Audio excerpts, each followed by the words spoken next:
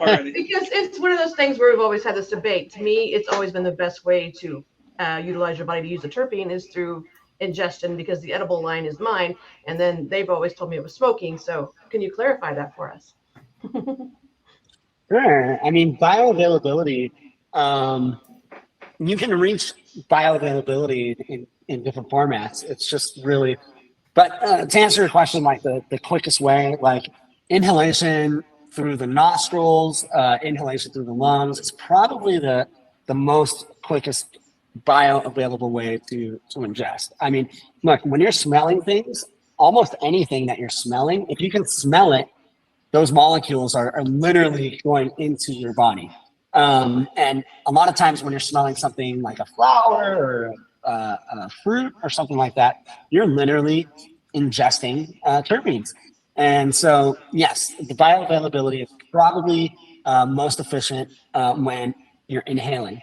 Now, because of a lot of our research with GAT foods and our new capabilities with drinks and edibles and all of that, we've begun to understand, the bioavailability when ingesting terpenes, and there is still bioavailability when you ingest terpenes going through the liver and the stomach tract and all of that. And I'm already way outside my depths, but really it's about optimal effective dose, right? And if you can get optimal effective dose and still be within the confines of safety, then the form factor essentially doesn't matter too much.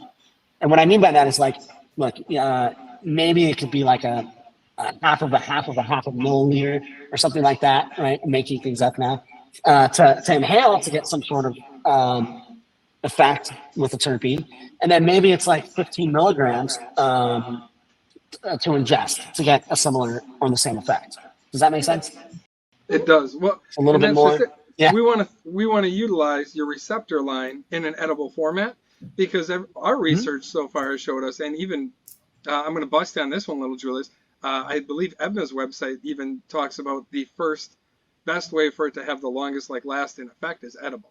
I do believe ingestion. Well, that's eventually in fact. He clearly stated that he was talking about onset timing. Right. Yeah. So that's a matter of personal opinion. Is do you want the longevity or the fast onset?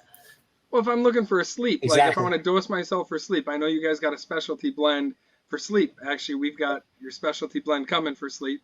If we can get that in. Nice. So, question to you: should that be mixed with a CBD rather than CBN. a THC or a CBN? Sure. And then turn into we a do gummy. have the data. Yep. We do have the data on, what these cannabinoids are doing on the receptor level.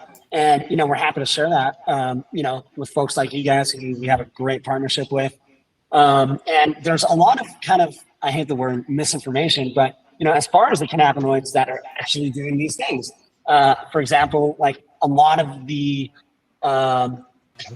lesser functional sleep formulations out there, there's somebody that says, well, I heard that lavender oil is good for sleep, and I heard CBG is good for sleep, so let's just put those together and make it a sleep formulation.